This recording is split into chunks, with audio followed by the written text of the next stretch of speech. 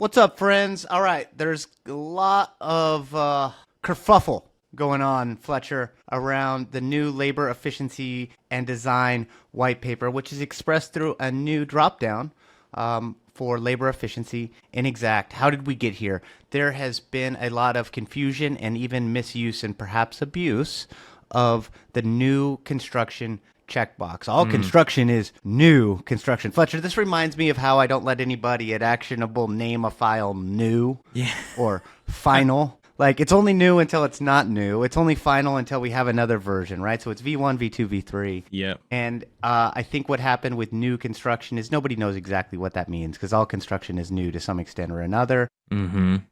State Farm in particular were suddenly very aggressive maybe 3 years ago for forcing the use of new construction on projects that probably deviated from the spirit by which that individual labor efficiency mechanism was introduced within the price list. I'll get into some of those politics in a moment as we dive down, but let's scroll down a little bit on getinsights.org. Yeah. We're hosting this white paper just to make it easier for folks to get to. Go to continue reading. Cool. All right, so here's the new PDF from Verisk. And then maybe scroll down to the drop down of labor efficiency and design. So this is the big deal. Within price lists that are for January 2026, thereafter, you're going to see three drop downs. The one being the default restoration, that remains unmolested. Fletcher and I have just been testing, the December price list versus the Right. January price list within what we call basket of goods. Basket of goods is the top 250 line items used within Xactimate and excluding drywall. Right. And what did we find, Fletcher? What's the delta in price between December and January? It's about a little over $600. But Which by is, percentage. I mean, what would that be? It's Like 0.1 Uh-huh. or 0.01? Yeah, so exactly what we would typically expect from one month to another. So what does that tell us? That the regular restoration labor efficiency was not molested. So if you're a restorer or carrier, I breathe easy. The default did not change. Sure. And so ultimately what I believe the pricing department is attempting to do is recognize when there are some economies of scale associated with a restoration project that might be over six figures, say $150,000. Some of how I've always seen the price list, and you've seen me write about this back in the white paper that we published back in 2018, Right. Xactimate, the history and the future, is there is a Goldilocks zone of accuracy. And Exact is all about accuracy, and it is quite accurate, for a $70,000 repair project. We're nailing it, but it tends to undercompensate the restorer on a smaller projects. Those restorers that are listening to this, we know how hard it is to turn out a repair project that has some lower cabinets and has some drywall, has some paint, and it's like $8,000. Like, good luck subbing that and finding yourself 40% gross profit. Yeah. It's tough. Alternatively, Fletcher, you and I've gotten drawn into the large loss world, and there's a reason JS held Young's and these other consultant groups like Civic CM. Why do they force restorers or coerce restorers onto other estimatic platforms that are more time and material based? Because Sure, the yep. price list tends to overcompensate the restorer. If you're doing 100,000 square feet of drywall, there hasn't been a way to realize the efficiency associated with that. Now, you always have factors when you're dealing with that large scale loss about, okay, well, maybe we're doing the drywall, but the elevator is out, right? Because Yeah. of that fire, because of that major water loss. We've seen that. So I just want to hedge and say there's always variables. Scale doesn't necessarily mandate efficiency. But this is the pricing department attempting to split the difference, in my opinion, and then clarify, this new construction. And so the new construction, what are they recalling? What are they calling it now? What's the new name for new construction? New construction is. Are we done with this? It's total rebuild. Total or rebuild, yeah. similar there, right? Total rebuild. So that's more clear, right? Yep. So the way I see that drop down is like, it's a full-on scraper. This is a Palisades fire. We're taking it down to the slab. We're maybe even digging up the slab. We don't have any other complexities associated with working within the bones of the structure. Yep. Then fine, total rebuild. Got it. One way I've always thought about that, Fletcher, is like if you're calling a plumber out to do 2 angle stops, if you're subbing that, they're going to bill you like $400 to go replace 2 angle stops. Yeah, if not If you more. have them, yeah. So it's $200 an angle stop, right? But if you have them replace, say, 23, and they're ripping through the whole house and doing rough in, then of course it's not $200 per angle stop for them to perform that work, because there's so much efficiency that can be teased out when you're doing a trade on scale. So I get that. That all makes sense. But I can't understate how much complexity there is associated with doing a lot of these, like fire losses, or a tree falls into a house, you're doing truss work, but you're still working with the existing build. It is brutal, and I need the other side of the claim to understand that, the carrier side, the consultant side. It's really, really tough working with building departments and meshing those things together. It's always round peg, squared hole as a restorer, right? Mm-hmm. And you're planing, and you're sanding, and you're caulking, and you're trying to make it work, but it's very different environment than total rebuild. All right, jump over to Xact. Sure. I'm going to have Fletcher pull this up in beta, because this is only in beta right now. If you don't see this in Xactimate prod, it's because it's not quite there yet. I think it'll launch around Elevate. Hope to see you guys there in Salt Lake. All right, so what do we have on the left? Your January price list? Yep, on the left we have January 2026, and then on the right we have December of 2025. So kind of the comparison that we can get is closest in month of the line item. And the dev team did something pretty slick, dude. I didn't see this coming. Show the drop down for December. Yep.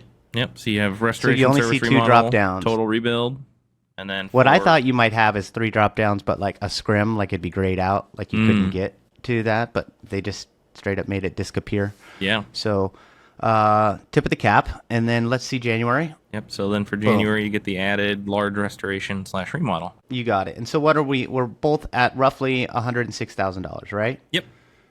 Okay. So let's do this.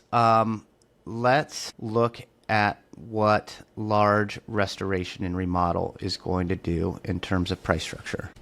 Yep. So just for reference, we're at $106,607.92 now. So we'll change that.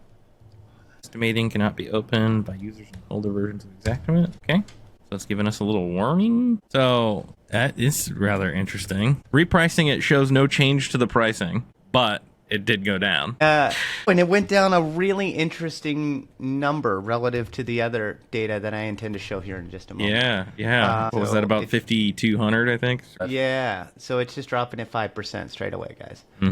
Okay. So that's exactly what I expected. All good in the hood. 5% drop for large loss. Let me stop there. Here's going to be the big debate, Fletcher. Here's what we're going to be chopping up at Elevate. What constitutes large loss? I think scope could be an arguing factor. Price could be an arguing factor. That's a lot of words, bro. That's a lot of words. You give me anything quantitative? I mean, at the end of the day, if you're at a loss that's like 70,000 plus, you're probably getting into the large loss territory, I would say. All right, so we'll say 75,000 is large loss. What other things could impact your opinion about whether that would be large loss? Does maybe complexity or coordination come into play? I would say so, yeah. I mean, you can have a $70,000 claim that's $40,000 of carpet in a commercial space, you know? So I think complexity can definitely apply into that. So definitely, I mean, it's kind of like I said, who you ask is going to change the answer on that one a lot, I think. Some people might say it's like a massive loss, right? Like in these freeze events with what you're seeing in the U.S.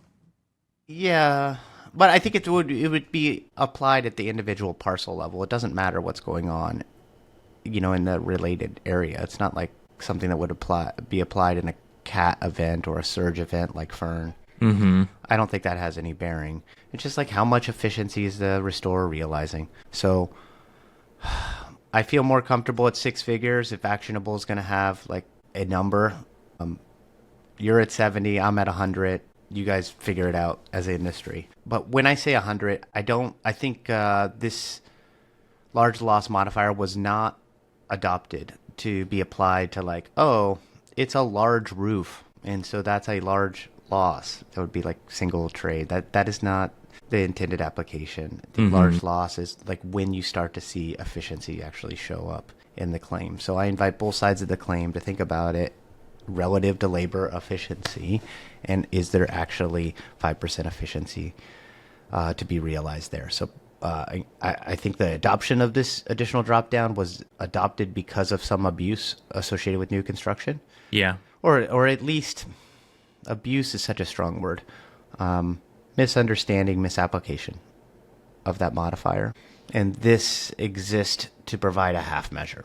So there's that. Labor efficiency. You heard it here first. Fletcher's at 70. I'm at 100. That would constitute large loss. It's a 5% dip. Show me what total rebuild is. Yeah. I imagine we'll drop another, I don't know, probably 14%. We'll see. So went from 100,000 or 100, 800. Can't talk. We went from about 1,100,000 just shy to now 90,000 just over. So it shaved it another 10. Yep, it shaved Boy, it these another. numbers are like coming out really easy to follow. No kidding. Bizarrely enough. Okay, so it shaved it another 10, so 10 on 5, so it's a 15% drop for total rebuild. And total rebuild really isn't unmolested, it's just rebranded. And so that's essentially new construction. Mm-hmm. So that's what I am showing as part of my data set. Do you mind if I show that? Yeah. So I ran some data relative to the trade codes, because this is relative to just labor. And then what do we see? Unmolested as it relates to the restoration multiplier. Large loss, what are you seeing? Down 4%, down 4%, down 2%, down 8%. Mm-hmm. And so ultimately in aggregate, it's down 4.61%. Mm-hmm. So round up to 5% shave to go to large loss, and then new construction, as it's historically been called, and now total rebuild is negative 18%. And then this is cross-checked with our basket of goods. And so we started at 106, then down to 100, and then down to 90. Yep. And so that all tracks. Interesting. So my take is this is dead positive for the industry. It will be abused and it will be misunderstood and misapplied. But at the end of the day, if this video and other thought leaders in the space can create some reasonable and customary application of it, I think this is good and certainly transcends a lot of the nonsense associated with new construction. Because let's admit that maybe this isn't perfect, but it seemingly is better than what we've been dealing with for the last 15 years. What do you think, Fletcher? Yeah, I would agree. It's a lot better. I think at the end of the day, when you look at new construction, my understanding with it was always like from the foundation up. So if you're building something off the foundation, that's probably new construction, or a total rebuild is how it's referenced as now with the change in terminology. But a large loss doesn't necessarily fall within that category, and the efficiencies aren't going to be the same. I mean, even if it's a large fire job where you're doing a lot of rework of like insulation, electrical, and finishes on the inside like drywall and carpentry, I mean, there's still a lot of inefficiency that comes in with doing that work, because